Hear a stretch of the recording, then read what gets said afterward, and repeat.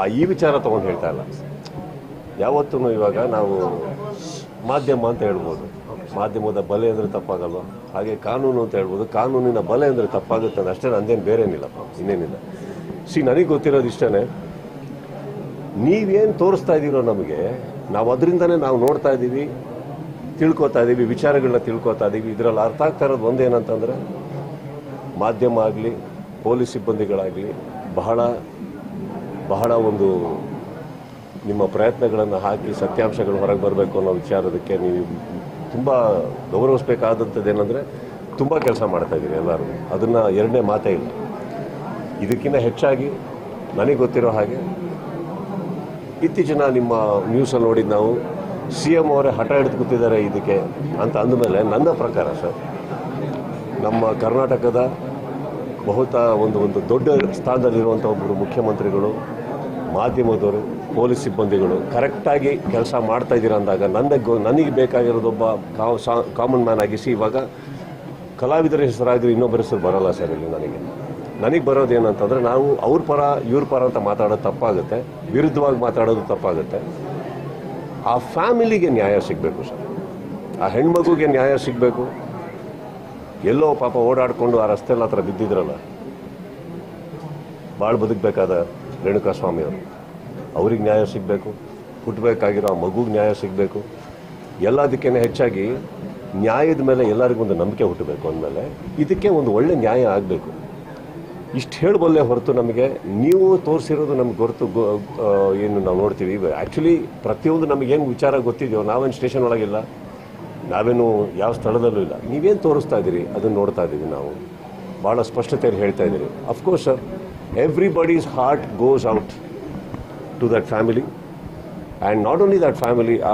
ಏನೋ ಸರ್, ಅದೇನೋ ಸರಿ ಕಾಣಿಸ್ತಾ ಇಲ್ಲ ದ ಹೋಲ್ ಅಟ್ಮಾಸ್ಫಿಯರ್. ಆ್ಯಂಡ್ ಇದಕ್ಕಿಂತ ಹೆಚ್ಚಾಗಿ ಚಿತ್ರರಂಗಕ್ಕೆ ಒಂದು ನ್ಯಾಯ ಸಿಗಬೇಕಾಗಿದೆ ಸರ್ ಇವತ್ತು. ಕಾರಣ ಏನಂತಂದರೆ, ಇದು ಯಾವುದೋ ಚಿಕ್ಕ ವಿಚಾರ, ಯಾವುದ್ಯಾವುದೋ ವಿಚಾರಗಳು ನಡೀತಾ ಇರೋದೇನಿದೆ, ಚಿಕ್ಕ ವಿಚಾರಗಳು ನಾನು ಹೇಳ್ತಾ ಇರೋದು ಹಿಂದೆಯಿಂದ ತೊಗೊಂಡ್ರು ಪ್ರತಿ ಟೈಮಲ್ಲೂ ಚಿತ್ರರಂಗದ ಮೇಲೆ ಏನಾದ್ರು ಒಂದು ಬರ್ತಾ ಇರುತ್ತೆ.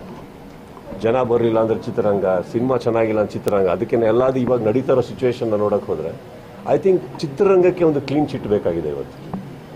ಕಲಾವಿದರು ಪ್ರತಿಯೊಬ್ಬರು ಇಲ್ಲಿ ತುಂಬ ಜನ ಇದ್ದಾರೆ. ಚಿತ್ರರಂಗ ಅಂದರೆ ಒಬ್ಬರಿಬ್ಬರಿಂದ ಅಲ್ಲ. ಏನಾಗಿದೆ, ಇದು ಎಲ್ಲದಕ್ಕೂ ಒಂದು ತೀರ್ಮಾನ ಸಿಕ್ಕಿ ಕರೆಕ್ಟಾಗಿರೋ, ಯಾರು ಆರೋಪಿಗಳು ಅಂತ ಅನ್ಕೊತಾರೋ, ಕರೆಕ್ಟಾಗಿ ಯಾವುದು ಜಡ್ಜ್ ತೀರ್ಮಾನ ಮಾಡ್ತಾರೋ, ಅದೆಲ್ಲ ಸೇರಿ ಒಂದು ನ್ಯಾಯ ಸಿಕ್ಕಿದಾಗ ಎಲ್ಲದಕ್ಕಿಂತ ಹೆಚ್ಚಾಗಿ ಚಿತ್ರರಂಗನೂ ಅಷ್ಟೇ ಖುಷಿ ಪಡುತ್ತೆ ಸರ್. ಯಾಕಂದರೆ ಆ ಫ್ಯಾಮಿಲಿಗಾಗಲಿ ಎಲ್ಲರಿಗೂ ಒಂದು ನ್ಯಾಯ ಸಿಗಬೇಕು ಸರ್. ಈಗ ಚಿತ್ರರಂಗದಲ್ಲಿ ಒಂದು ಅಲೆ ಎದ್ದಿದೆ, ಅಂದ್ರೆ ಚಿತ್ರರಂಗದಿಂದ ದರ್ಶನ್ ಅವರನ್ನ ಬ್ಯಾನ್ ಮಾಡಬೇಕು, ಅವರ ಸಿನಿಮಾಗಳು ರಿಲೀಸ್ ಮಾಡಬಾರ್ದು ಒಂದ್ ಕಡೆ, ಮತ್ತೆ ಅವರು ಮುಂದಿನ ಅಂದ್ರೆ ಈ ಕೇಸ್ ಆದ ಬಳಿಕ ಬೇರೆ ಯಾವುದೇ ಸಿನಿಮಾಗಳಲ್ಲಿ ನಟಿಸಬಾರ್ದು ಅಂತಕ್ಕಂಥದ್ದು ಒಂದು ಅಲೆ ಎದ್ದಿದೆ. ಇದ್ರ ಬಗ್ಗೆ ನಿಮ್ಮ ರಿಯಾಕ್ಷನ್ ಸರ್? ಯಾಕಂದ್ರೆ ನೀವು ಯಾವತ್ತೂ ದರ್ಶನ್ ಅವ್ರನ್ನ ಬಿಟ್ಕೊಟ್ಟಿಲ್ಲ, ಅಂದ್ರೆ ಎಲ್ಲೂ ಅವ್ರ ಬಗ್ಗೆ ಸಾಫ್ಟ್ ಕಾರ್ನರೇ ತೋರಿಸ್ಕೊಂಡ್ ಬರ್ತಾ ಇದ್ರ, ನೀವು ಅವರು ಒಟ್ಟೊಟ್ಟಿಗೆ ಇಲ್ಲ ಅಂತಂದ್ರೂ ಕೂಡ ಯಾವತ್ತೂ ಅವ್ರ ಬಗ್ಗೆ ನೆಗೆಟಿವ್ ಆಗಿ ಮಾತಾಡಿಲ್ಲ. ಹಾಗಾಗಿ ಈ ಬಗ್ಗೆ ಏನು ಹೇಳಕ್ ಬಯಸ್ತೀರಾ ಸರ್?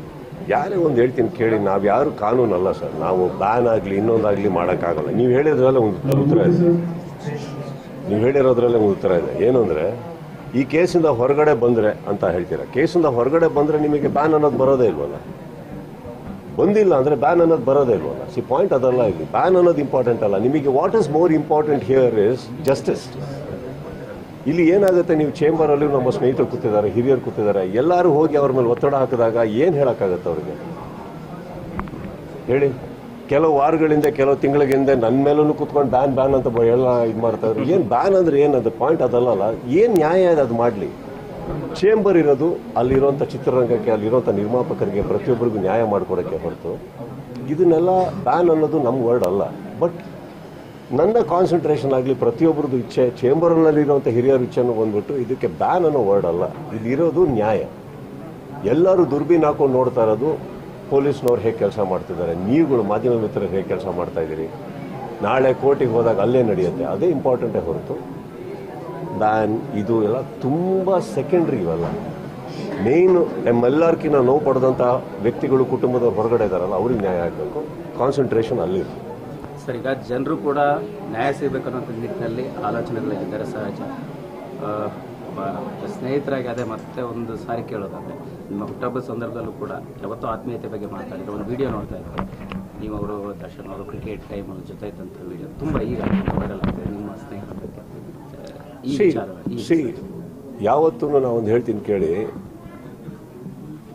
ನಾವು ಕೆಲವು ಟೈಮ್ ಆಸ್ಪತ್ರೆಗೆ ಹೋಗ್ತೀವಲ್ಲ, ಆಸ್ಪತ್ರೆಗೆ ಹೋದಾಗಲೂ ಇಲ್ಲಿ ಏನೋ ನೋವು ಬರ್ತಾರೆ, ಇನ್ನೊಂದೇನೋ ಆಗಬೇಕಾದ್ರೆ ನಾವು ಬೇಡ್ಕೊಂಡು ಹೋಗೋದು ಅದು ಆಗದೆ ಇರಲಿ ಅಂತ ಅಷ್ಟೇ ತಾನೆ. ಆಗದೆ ಇರಲಿ ಅಂದಾಗ ಅಲ್ಲಿ ರಿಪೋರ್ಟ್ ಬಂದಾಗ ಅದಲ್ಲ ಅಂತಂದ್ರೆ ಖುಷಿಯಾಗಿ ಮನೆಗೆ ಹೋಗ್ತೀವಿ. ಆಗಿದೆ ಅಂತ ಬಂದಾಗ ಏನು ಮಾಡಬೇಕಾಗುತ್ತೆ? ಟ್ರೀಟ್ಮೆಂಟ್ ತೊಗೊಬೇಕಾಗುತ್ತೆ. ನಾನಿವಾಗ ಆ ಹಂತದಲ್ಲಿದ್ದೀನಿ. ಜಸ್ಟಿಸ್ ಬೇರೆ, ಫ್ರೆಂಡ್ಶಿಪ್ ಬೇರೆ, ರಿಲೇಷನ್ಶಿಪ್ ಬೇರೆ, ಇದೊಂದು ಬೇರೆ. ನಾನು ಇವತ್ತಿಂದ ಅಲ್ಲಪ್ಪ, ನಾನು ಯಾವತ್ತಿಂದ ಯಾರ ಬಗ್ಗೆ ಏನೇನು ಮಾತಾಡೋನಲ್ಲ, ನನಗೆ ಬೇಕಾಗಿಲ್ಲ. ಚಿತ್ರರಂಗದಲ್ಲಿ ಅಂದಾಗ ಈ ಚಿತ್ರರಂಗ ನಾನು ಸೇರ್ಪಡೆ ಆಗಿರೋದ್ರಿಂದ ಚಿತ್ರರಂಗದ ಮೇಲೆ ಒಂದು ಕಪ್ಪು ಚಿಕ್ಕೆ ಬರೋದು ನಮಗೂ ಇಂಟ್ರೆಸ್ಟ್ ಇಲ್ಲ, ನಮಗೆ ಇಷ್ಟ ಇಲ್ಲ. ಇಲ್ಲಿ ತುಂಬ ಜನ ಸೇರಿ ತ್ಯಾಗಗಳನ್ನ ಮಾಡಿ ದುಡ್ದಿದ್ದಕ್ಕೆ ಕನ್ನಡ ಚಿತ್ರರಂಗ ಇವತ್ತು ಬಂದು ನಿಂತಿದೆ. ಎಷ್ಟೋ ವರ್ಷಗಳ ಇತಿಹಾಸ ಇದೆ. ಯಾವುದೋ ಒಂದರಿಂದ ಹೆಸರಾಳಾಗ ತಪ್ಪಾಗುತ್ತೆ. ಅದಕ್ಕೆ ನಮ್ಗೆಲ್ಲರ ಆಸೆ ಆದಷ್ಟು ಬೇಗ ಇದಕ್ಕೊಂದು ನ್ಯಾಯ ಸಿಗಲಿ, ತಿರುಗಿ ಸಿಗಲಿ. ನಿಮ್ಮಷ್ಟೇ ಖುಷಿ ನಾವು ಪಡ್ತೀವಿ. ಅಕಸ್ಮಾತ್ ಆರೋಪಿ ಯಾರು ಅಂತ ಹೇಳೋದಕ್ಕೆ ಜಡ್ಜ್ ಅಂತ ಒಬ್ರು ಕೂತ್ಕೋತಾರೆ, ಅದಕ್ಕೆ ನಾವು ತಲೆ ಬಾಗಬೇಕಾಗುತ್ತೆ. ಕರೆಕ್ಟ್. ಇಲ್ಲಿ ಕೂತ್ಕೊಂಡು ನಾವು ಜಡ್ಜ್ ಮಾಡೋದ್ರಲ್ಲಿ ನಮ್ಮ ಮೆಚ್ಯೂರಿಟಿ ಏನಿದೆ, that's all I am saying. ಇಲ್ಲಿ ನನಗೆ ಗೊತ್ತಿರೋದು, ನಾನು ಕಣ್ಮುಂದೆ ಬರೋದೇ ಆ ಫ್ಯಾಮಿಲಿ ಬರುತ್ತೆ. ಸೊ ಎಲ್ಲೋ ಒಂದು ಕಡೆ ನಮಗೆ ಗೊತ್ತಿರೋದು ಅದು ಯಾರೇ ಆಗಿರಲಿ, ಅದು 100% ಯಾರು ಇವಾಗ ಇವರೇ ಅವರೇ ಅಂತ ಹೇಳೋದಕ್ಕೆ ನೀವ್ಯಾರು ನಾವ್ಯಾರು ಸರ್? ಸರ್, ಇಡೀ ಕರ್ನಾಟಕ ಸುದೀಪ್ ಅವರನ್ನ ಅಭಿನಯ ಚಕ್ರವರ್ತಿ ಅಂತ ತುಂಬಾ ಪ್ರೀತಿಯಿಂದ ಗೌರವದಿಂದ ಕಾಣುತ್ತೆ. ಬಿಕಾಸ್ ಆಫ್ ನೀವು ಮಾಡಿದಂಥ ಸಿನಿಮಾಗಳು, ನಿಮ್ಮ ನಡೆ ನುಡಿ ಎಲ್ಲವೂ ಒಂದು ಮ್ಯಾಟರ್ ಆಗುತ್ತೆ. ಆದರೆ when it comes to proximity, ನಿಮಗೆ ಚಿತ್ರದುರ್ಗ ಅಂದಾಗ ಸ್ವಲ್ಪ ಮನಸ್ಸಿಗೆ ಹತ್ತಿರವಾದಂಥ ಪ್ರದೇಶ. ನೀವು ಸಾಕಷ್ಟು ಸಾಮಾಜಿಕ ಕಾರ್ಯಗಳನ್ನು ಅಲ್ಲಿ ಮಾಡಿದ್ದೀರಾ. ಹಾಗಾಗಿ ಚಿತ್ರದುರ್ಗದ ಮೂಲದ ವ್ಯಕ್ತಿ ಒಬ್ಬರು ತೀರ್ಕೊಂಡಿದ್ದಾರೆ. ಸೊ ಅವ್ರ ಫ್ಯಾಮಿಲಿಗೆ ಏನು ಹೇಳ್ತೀರಾ? ಸಾಕಷ್ಟು ಇದು ಆಕ್ಚುಲಿ ಸರ್ ಏನು ಹೇಳ್ತೀನಿ ಕೇಳಿ, ಇಲ್ಲಿ ಒಂದು ಜೀವ ಹುಟ್ಟಿತು ಇಲ್ಲ ಒಂದು ಜೀವ ಹೋಯ್ತು ಅಂದಾಗ ಇಂಥ ಊರಲ್ಲಿ ಹುಟ್ಟಿದ್ರೆ ಮಾತ್ರ ಅದನ್ನು ಜಾಸ್ತಿ ಸಂಭ್ರಮಿಸ್ತೀನಿ, ಇಲ್ಲ ಇಂಥ ಊರಲ್ಲಿ ಮಾತ್ರ ಹೋಯ್ತು ಅಂದ್ರೆ ಅದನ್ನು ಜಾಸ್ತಿ ದುಃಖ ವ್ಯಕ್ತಪಡಿಸ್ತೀನಿ ಅಂತ ಹೇಳೋಕ್ಕಾಗಲ್ಲ ಸರ್. ನಾನೊಬ್ಬ ಕನ್ನಡಿಗ ಅಷ್ಟೇ. ಕರ್ನಾಟಕದ ಮೂಲೆ ಮೂಲೆ ಮೂಲೆ ಮೂಲೆ ಭಾಗ ಅನ್ನೋದು ನಾನು ಸೇರ್ತೀನಿ, ಅವರು ನಮ್ಮವರಾಗ್ತಾರೆ. ಮೊನ್ನೆ ಅಷ್ಟೇ ಒಂದು ಊರಲ್ಲಿ ಹೋದಾಗ ನಾನು ಹೇಳಿದೆ, ಅವರು ತುಳುನಾಡು ಅನ್ಬೇಕಾದ್ರೆ ನಾನೇ ಪ್ರೀತಿಯಿಂದ ಹೇಳಿದ್ದು, ಅಲ್ಲ ಸರ್ ನಮ್ಮನ್ನು ಹೊರಗಡೆ ಮಾಡಿಬಿಟ್ರಲ್ಲ ಅಂದ್ಬಿಟ್ಟು. ಹಾಗಲ್ಲ ಸರ್. ಚಿತ್ರದುರ್ಗ ಊರಾಗಲಿ, ಶಿವಮೊಗ್ಗ ಊರಾಗಲಿ, ಪ್ರತಿಯೊಂದು ಕರ್ನಾಟಕದಲ್ಲಿರೋ ಊರು ನಮ್ಮ ಪ್ರೀತಿಯಾದಂಥ ಸ್ಥಳ ಇರ್ಬೋದು. ಆದರೆ ಕರ್ನಾಟಕದಲ್ಲಿ ಹುಟ್ಟಿರೋಂಥ ಪ್ರತಿಯೊಬ್ಬ ವ್ಯಕ್ತಿನೂ ಕನ್ನಡಿಗ ಅಂದಮೇಲೆ ಅವನಿಗೆ ಹತ್ರನೇ ಆಗ್ತಾನೆ ಸರ್. ಅವ್ರಿಗೆ ಅನ್ಯಾಯ ಆಗಿದ್ಮೇಲೆ ಯಾವ ಊರು ಅಂತ ನೋಡೋಕ್ಕಾಗಲ್ಲ ಸರ್. ಪ್ರತಿ ಊರಲ್ಲಿ ಯಾರೇ ಆಗಿದ್ರು ಅವ್ರಿಗೆ ನ್ಯಾಯ ಸಿಗಲಿ ಅಂತಲೇ ನಮ್ಮ ಆಸೆ ಇದೆ ಸರ್. ಕೊನೆಯದಾಗಿ, ಪಬ್ಲಿಕ್ ಲೈಫಲ್ಲಿ ಇರ್ತಕ್ಕಂತಹ ಸೆಲೆಬ್ರಿಟಿಗಳು, ಎಸ್ಪೆಷಲಿ ದೊಡ್ಡವರು ಅನ್ಸ್ಕೊಂಡವರು ತುಂಬ ಜಾಗರೂಕವಾಗಿರಬೇಕಾಗುತ್ತೆ. ಅವ್ರು ಏನೇ ಒಂದು ಸ್ಟೆಪ್ ಹಾಕಿದ್ರು ಅವ್ರನ್ನ ಸಾಕಷ್ಟು ಜನ ನೋಡ್ತಾ ಇರ್ತಕ್ಕಂಥ ಕಣ್ಣುಗಳಿರ್ತವೆ, ಲಕ್ಷಾಂತರ ಕಣ್ಣುಗಳು, ಕೋಟ್ಯಾಂತರ ಕಣ್ಣುಗಳು. ಸೊ ಈ ನಿಟ್ಟಿನಲ್ಲಿ ಒಂದಷ್ಟು ಜನಕ್ಕೆ ಒಂದು ಕಿವಿ ಮಾತು ಹೇಳೋದಾದ್ರೆ ಸರ್, ಅದಕ್ಕೆ ನಾನು ತುಂಬ ಚಿಕ್ಕವನು ಸರ್. ನಾನೇ ಡೈಲಿ ಬೆಳಗಾದ್ರೆ ತಪ್ಪು ಮಾಡ್ತಾ ಇರ್ತೀನಿ, ಮನೇಲಿ ಬಯಸ್ಕೊತಾ ಇರ್ತೀನಿ. ಸೊ ಇಲ್ಲಿ ಯಾರು ನಾವು ಸೆಲೆಬ್ರಿಟಿಗಳು ಅಂದ ತಕ್ಷಣ ಮಾತ್ರಕ್ಕೆ ನಾವು ಯಾರು ದೇವರಲ್ಲ, ದಯವಿಟ್ಟು ಆ ಥರ ಟ್ರೀಟು ಮಾಡಬೇಡಿ, ಆ ಥರ ಅಂದ್ಕೊಂಡುಬೇಡಿ. ಆ್ಯಂಡ್ ನಾವು ಮಾಡೋದೆಲ್ಲ ಸರಿನೇ ಮಾಡಬೇಕು ಅನ್ನೋ ಅಂಥ ಒಂದು ಪ್ರೆಷರು ನಮ್ಮಲ್ಲಿ ಹಾಕಬೇಡಿ ಆಗುತ್ತೆ. ಯಾಕಂದರೆ ತಪ್ಪುಗಳನ್ನು ಮಾಡೋನೇ ಮನುಷ್ಯ, ಫ್ಲಾಪ್ಗಳು ಕೊಡೋನೇ ಹೀರೋ ಸರ್.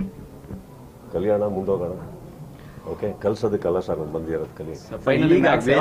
ಸರ್, ಈಗ ವೇದಿಕೆ ಮೇಲೆ ಕಾರ್ತಿಕ್ ಅವ್ರಿಗೆ ಒಂದು ಒಳ್ಳೆ ಕಿವಿ ಮಾತು ಹೇಳ್ತೀವಿ, ಹೀರೋಗಳಾಗಬಾರ್ದು ಅಂತಕ್ಕಂಥ. ಹೀರೋ ಆಗಬಾರ್ದು ಅಂತ ಹೇಳಿಲ್ಲ, ಹೀರೋ ಆಗೋದು ಯಾವಾಗ ಬಿಡ್ತಾನೆ ಅವಾಗಿನ ಹೀರೋ ಆಗೋದು ಅಂತ. ಸರ್, ಫೈನಲ್ ಚಿತ್ರೋದ್ಯಮ ಏನು ನಿಲುವು ತಗೋಬೇಕು ಅಂತ ನಿಮ್ಗೆ ಅನ್ಸುತ್ತೆ ಸರ್? ಚಿತ್ರೋದ್ಯಮಕ್ಕೆ ಏನು ನಿಲುವು ತೊಗೊತೀರ ಅಂತ ದಯವಿಟ್ಟು ಕೇಳಬೇಡಿ. ತೊಗೊಂಡಾಗೆಲ್ಲ ನಾವೆಲ್ಲರೂ ಎಷ್ಟು ಜೋಕ್ಸ್ ಆಗಿದ್ದೀವಿ ಅಂದರೆ, ಯಾರೋ ಒಬ್ಬರು ಬರ್ತಾರೆ, ನಮಗೆ ಸಿಕ್ಕಾಪಟ್ಟೆ ಹೊಡಿತಾ ಇದ್ದಾರೆ ಇವರು ಮನೆಯಲ್ಲಿ ಅಂತ ಹೇಳ್ಬಿಟ್ಟು ಇನ್ನೊಬ್ಬರು ಮನೆಗೆ ಹೋಗ್ತಾರೆ, ಅವರಿಗೆ ಸಪೋರ್ಟ್ ಕೇಳ್ತಾರೆ, ಅವ್ರಿಗೆ ಸಪೋರ್ಟ್ ಮಾಡ್ತಾರೆ. ಫೈನಲ್ ಆಗಿ ಅವರಿಬ್ಬರು ಒಂದಾಗ್ತಾರೆ. ಸಪೋರ್ಟ್ ಮಾಡಿದವ್ರು ಗೂಬೆಗಳ ಥರ ಕಾಣಿಸ್ತಾ ಇರ್ತಾರೆ. ಪಾಠ ಮುಗೀತು. ನಾವೇನು ಮಾಡಬೇಕು, ಮನೆಗೆ ಹೋಗ್ಬೇಕು, ಚಾನಲ್ ಆನ್ ಮಾಡ್ಕೊಬೇಕು, ನೀವು ನ್ಯೂಸ್ ನೋಡ್ತಾ ಇರಬೇಕು, ಏನೇನು ಹೇಳ್ತಾ ಇದ್ರೆ ಅಂತ ನೋಡ್ಬಿಟ್ಟು ನಾವು ಏನೇನು ಮಾಡಬಾರ್ದು ಅಂತ ಕಲಿತಾ ಇರ್ಬೇಕಮ್ಮ. ಇಂಥದ್ರಲ್ಲಿ ಈ ನಿಲುವು ಬೇಡ ಸರ್. ಈ ಹಿಂದೆ ನಟ ಜಗ್ಗೇಶ್ ಅವರನ್ನ ಬ್ಯಾನ್ ಮಾಡಿದಾಗ ಅಣ್ಣ ಅವರು ಒಂದು ಮಾತು ಹೇಳಿದ್ರಂತೆ, ದಯವಿಟ್ಟು ಚಿತ್ರರಂಗದಲ್ಲಿ ಬ್ಯಾನ್ ಅಂತಕ್ಕಂಥ ಪದವನ್ನು ಯಾರಿಗೂ ಬಳಸಕ್ ಹೋಗಬೇಡಿ, ಏನೇ ಇದ್ರು ಮಾತುಕತೆ ಮೂಲಕ ಇಲ್ಲೇ ಎಂಡ್ ಮಾಡ್ತೀನಿ. ಅಣ್ಣವ್ರು ಹೇಳಿದ್ರು ಪರವಾಗಿಲ್ಲ, ವಿರುದ್ಧವಾಗಿ ಮಾತಾಡೋಷ್ಟು ನಾನು ಆಕ್ಚುಲಿ ಹುಟ್ಟೇ ಇಲ್ಲ. ಜಗ್ಗೇಶ್ ಅವರು ನಮ್ಮ ಸಹೋದರರು, ಅವ್ರಿಗೆ ನಮ್ಕಿನ್ನ ಚೆನ್ನಾಗಿ ತಿಳುವಳಿಕೆ ಇದೆ. ಆ್ಯಂಡ್ ಇನ್ನೊಂದು, ದಾಡ್ದಿ ಜಾಗದಲ್ಲಿ ಕೈ ಹಾಕಿದ್ರೆ ಏನು ಮಾತಾಡಬೇಕು, ಹೆಂಗೆ ಎಸ್ಕೇಪ್ ಆಗಬೇಕು ಅಂತ ಅವ್ರಿಗೆ ನನ್ಕಿನ್ನ ಚೆನ್ನಾಗಿ ಗೊತ್ತಿದೆ. ಸೊ ಇದರಲ್ಲಿ ನಾನು ಬಹಳ ಮುಗ್ಧ. ಈಗ ಬಿಟ್ರೆ ಮನೆಗೆ ಹೋಗ್ತೀನಿ.